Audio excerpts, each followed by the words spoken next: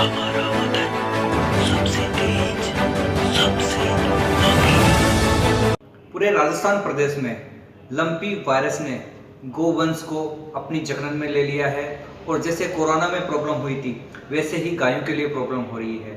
उस टाइम जो भी लोग थे, मानव था, वो बोल के कह सकता था कि मुझे ये प्रॉब्लम हो रही है, लेकिन एक बेजुबान जानवर कैसे कहे कि उसको कितना दर्द हो रहा है, क्या परेशानी उसको हो रही है और किस प्रकार से उसका इलाज किया जा सकता है। हमारे साथ में जुड़ चुके हैं गोविंदगढ़ गोरक्षण दल के अध्यक्ष शेर सिंह जी कुमाऊत। आइए जानते हैं इस बीमारी को लेकर कि उनका क्या कहना है। बताएं सर। देखिए, ये बीमारी सर्वप्रथम 1919 में आई थी। उसके बाद में ये फॉरेन कंट्रियों में थी। हिंदुस्तान में लगभग 1992 में घोड़ों में आई थी।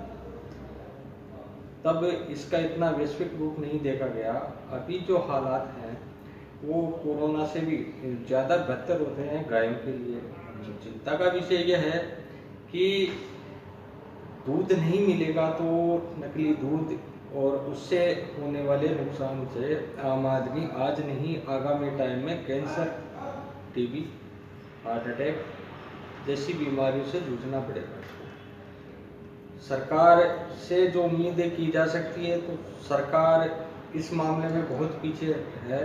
अभी तक भी कोई प्रमाणित वैक्सीन जैसा इन्होंने प्रयास किया नहीं है।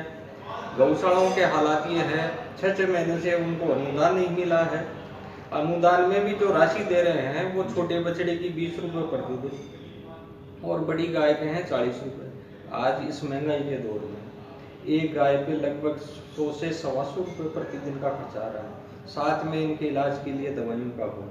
तो सरकार तो लगभग गायों के विषय में पल्ला झाड़ने तक का काम कर रही है। जमीनी स्तर पे इनकी गायों के लेकर कोई ठीक मानसिकता नहीं है कि गायों के ऊपर भी कुछ पैसा खर्च किया जाए, जबकि ये शेष के नाम से जो स्टाम्प ड्यूटी होती है अपनी, उस पर 20% राशि अतिरिक्त आमदन से वसूली जा रही है कि ये राशि हम गौ संवर्धन और गायों के लिए संवर्धन और उनकी इलाज के लिए हम ले रहे हैं। पर इसका कोई सार्थक जमीनी स्तर पे इन्होंने पैसा लगा के ऐसा कोई काम नहीं किया। दूसरी चीज, कोरोना टाइम में जैसी विकट परिस्थितियों में बड़े बड़े राजनेताओं ने बढ़ चढ़ के जो भाग लिया, हिस्सा लिया, अच्छी उन्होंने परफॉर्मेंस दिखाई, वो आज गौ माता के नाम से चुप क्यों है? गौ माता यदि धीरे धीरे ऐसी मरती रही, दम तोड़ती रही, आज राजस्थान में 2 लाख से ज़्यादा गायें का अकाल मृत्यु मर चुकी है। दूसरी चीज, धीरे धीरे ये महामारी अपने पैर पूरे हिंदुस्तान में पसार रही है। इसको समय पे रोकने की अत्यंत आवश्यकता है, नहीं तो दूध के लिए आम आदमी तरस जाएगा, नकली दूध पर निर्भर रहना पड़ेगा। आप लगातार 24 घंटे गायों की रक्षा के लिए तत्पर रहते हैं। कैसे और किस प्रकार से ये जो वायरस आया है इसको बचाया जा सकता है?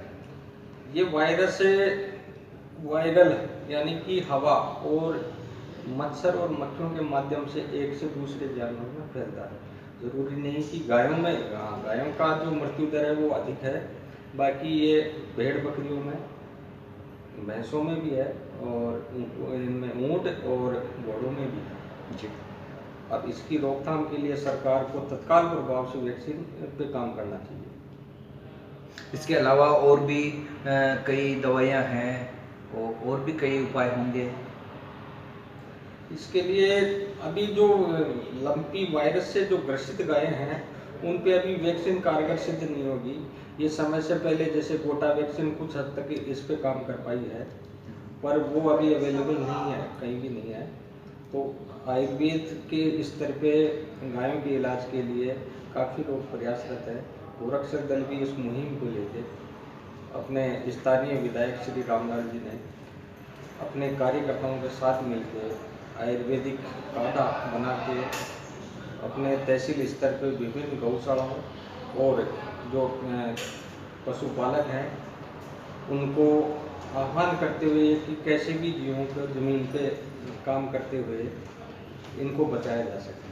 आपको लगता है कि अगर एक जन समूह कार्य करेगा, लोग जैसे कोरोना में आगे आए थे, भामाशाह आगे आए थे, तो अगर वो उस तरीके से काम करेंगे तो गोवंश को बचाया जा सकता है? गोवंश को बोली नहीं आती सर। यदि बोली आती और गायें आवाज़ उठा पाती तो शायद लोकसभा और विधानसभा में इनके काफ़ी मुद्दे आमजन द्वारा उठाए जाते हैं, पर परिणाम गायों तक पहुंच नहीं पाते।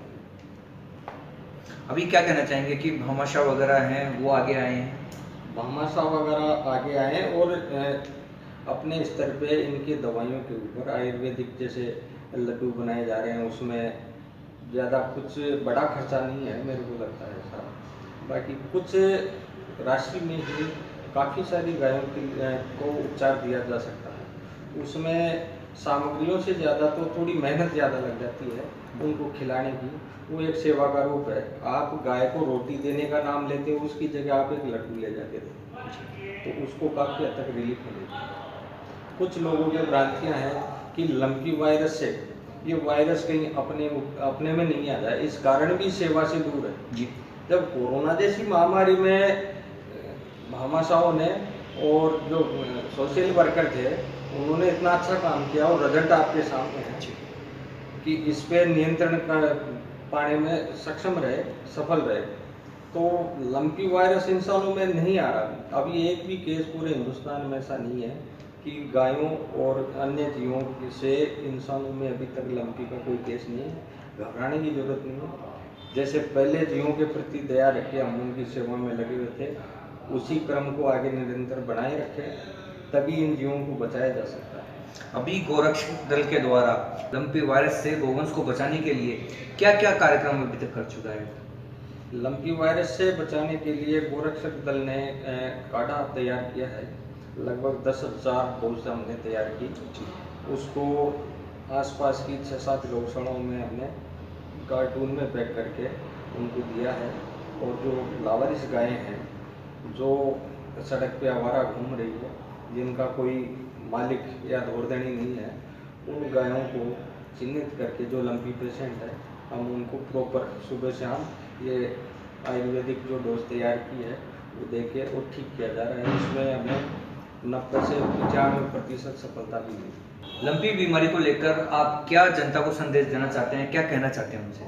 देखिए, ये लंपी बीमारी एक स्किन डिजीज है और जिस प्रकार कोरोना महामारी के समय लोगों की मदद के लिए भामाशाह और सोशल वर्कर आगे आए, उसी प्रकार आज गायों के ऊपर आए संकट को दूर करने के लिए सभी को एकजुट होकर और राजनीति से परे होकर इस सेवा में आगे बढ़ना चाहिए ताकि इन गौ माताओं को बचाया जा सके। और सरकार से मैं आग्रह करूंगा कि जिस प्रकार कोरोना महामारी की अवेयरनेस के लिए जो जैसे कॉलर ट्यून लगा के लोगों को जागरूक किया जा रहा था, आज गौ माता के लिए इन्होंने चुप्पी क्यों साथ रखी?